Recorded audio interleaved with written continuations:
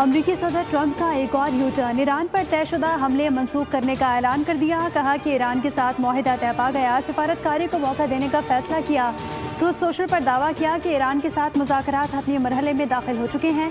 मुआहिदे पर दस्तखत के वक्त और मकाम का ऐलान जल्द किया जाएगा। मुआहिदे तक बहरी नाकाबंदी बरकरार रहेगी।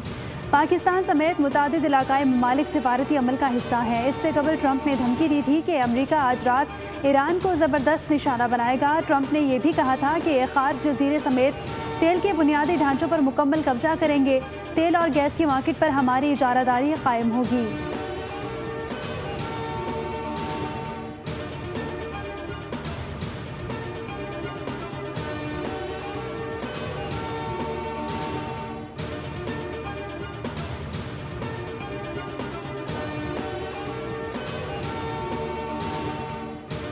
ईरानी सदर मसूद पज़ेश्कियान ने दो टोक अल्फाज में कहा है कि ईरान धमकियों पर सरेंडर नहीं करेगा।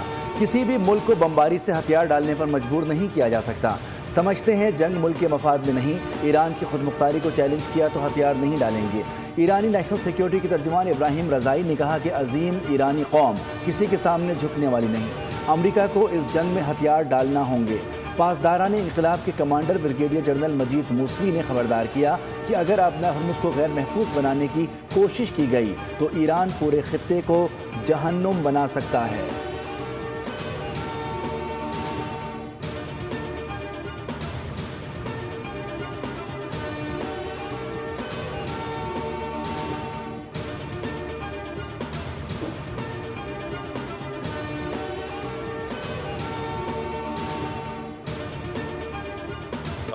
GDP ग्रोथ हासिल की, जो पिछले साल 4 सालों की बुलंद तरीन फिगर है। मुल्क की तारीखी का सबसे बड़ा मुआशी हजम पर पहुंच चुके हैं।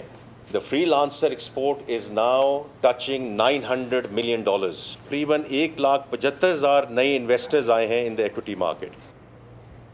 हुकूमत बहरानों से नबर्द आज़मा होने में कामयाब रही। अंदरूनी और बैरूनी चैलेंजेस के बावजूद मुल्की मईशत ने बेहतर कारकर्दगी दिखाई। मुआशी तरक्की की शरह नमू 3.7% रही। वफाकी वज़ीर ख़जाना सेनेटर मोहम्मद औरंगज़ेब ने कौमी इक़्तिसादी सर्वे पेश कर दिया। वज़ीर ख़जाना ने कहा कि मशरिक़ वस्ता की सूरत हाल पैदा ना होती तो GDP ग्रोथ 4% से ऊपर जाती। पाकिस्तानी मईशत का हजम $452 अरब से ऊपर चला गया। फीकस औसत सालाना आमदन $1751 से बढ़कर $1901 हो गई। पेट्रोलियम सेक्टर में 5% ग्रोथ हुई। जुलाई ता मार्च करंट अकाउंट $72 मिलियन मुस्बत रहा। ज़राई शोबे की शरह नमू 2.89% रही। डेयरी और लाइव स्टॉक का ज़राई मईशत में 60% हिस्सा है।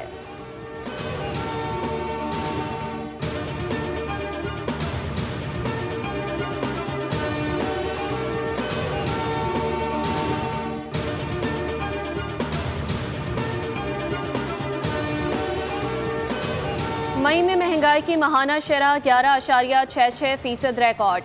औसतन महंगाई 7.50 सालाना हदफ के मुकाबले में 11 माह के दौरान 7% रही। मुल्क की माशी शरह नमू 4.2 हदफ के बरक्स 3।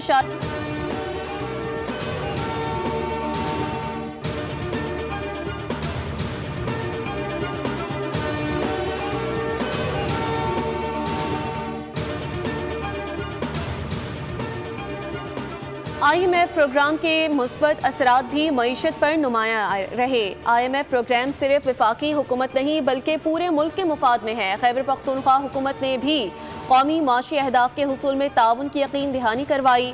वज़ीर ख़जाना ने वाज़े किया कि मुल्की मजमूई कर्ज़ों में से 40 से 45% तक का कर्जा रियायती शराइत पर हासिल किया गया, जबकि मुल्क की मजमूई पैदावार यानी GDP में कर्जों का तनासुब 68.5% रहा। पाकिस्तान ने 4 साल के तवील अरसे के बाद दोबारा यूरो बॉन्ड्स का इजरा किया, जबकि चीनी मार्केट में भी पांडा बॉन्ड्स कामयाबी से जारी किए गए। बॉन्ड्स का दोबारा मार्केट में आना इस बात का वाज़ेह सबूत है कि आलमी सरमायाकारों का पाकिस्तान की मुआशी पॉलिसीज़ पर एतमाद बहाल हो चुका।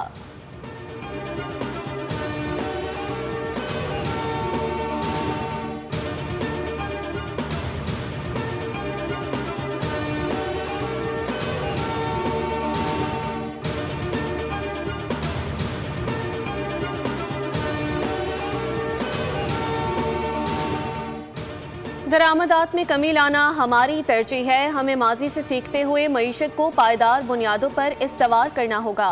वफाकी वज़ीर मनसूबाबंदी अहसन इकबाल ने कहा कि मुआशी तरक्की के लिए सियासी इस्तेहकाम अशद ज़रूरी है।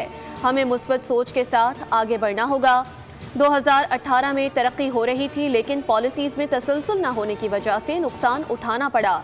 पाकिस्तान रिकवरी की जानिब गामजन है और बेहतरी आ रही है। वफाकी वज़ीर ने कहा कि 70 साल में हम एक्सपोर्ट्स बढ़ाने पर अमल पैरा नहीं हो सके, जबकि बैरून मुल्क 90 लाख पाकिस्तानी $40 अरब कमा कर देते हैं। वियतनाम की 10 करोड़ आबादी से $38 अरब फॉरेन डायरेक्ट इन्वेस्टमेंट आती है, जबकि पाकिस्तान में सिर्फ $1.5 से $2 अरब की FDI आती है।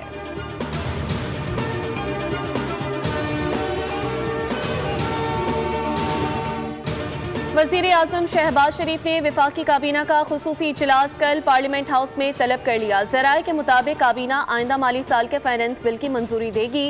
इजलास में सरकारी मुलाजमीन की तनख्वाहों और पेंशन में इजाफे का फैसला भी किया जाएगा।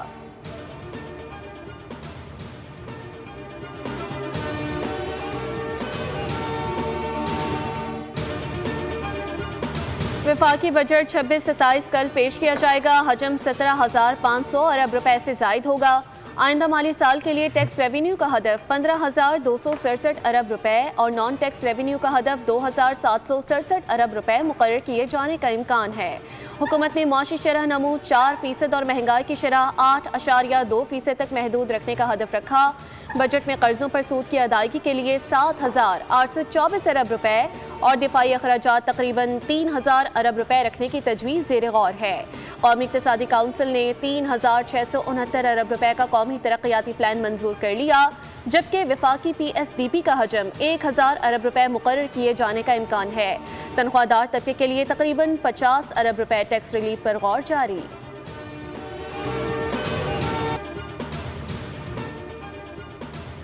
तो GDP ग्रोथ टारगेट तो 4% की जगह 3.7% अचीव हुआ है। एक्सपोर्ट जो है वो वाकई कम हुआ है, लेकिन रेमिटेंसेस पे बढ़ी हैं।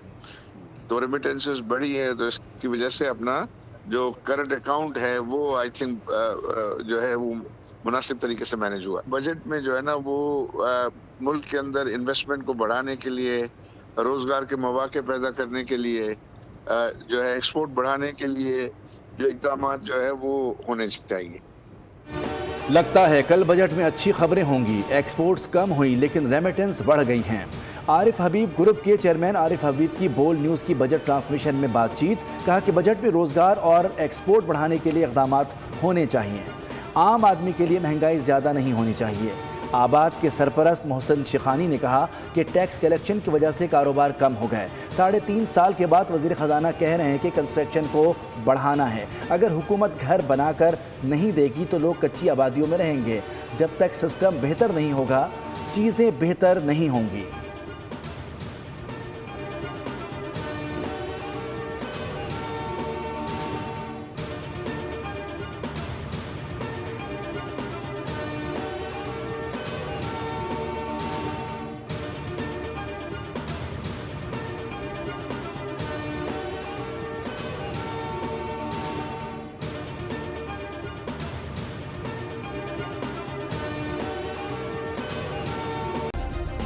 सब्सक्राइब करें और बेल दबाएं ताकि कोई खबर रह न जाए।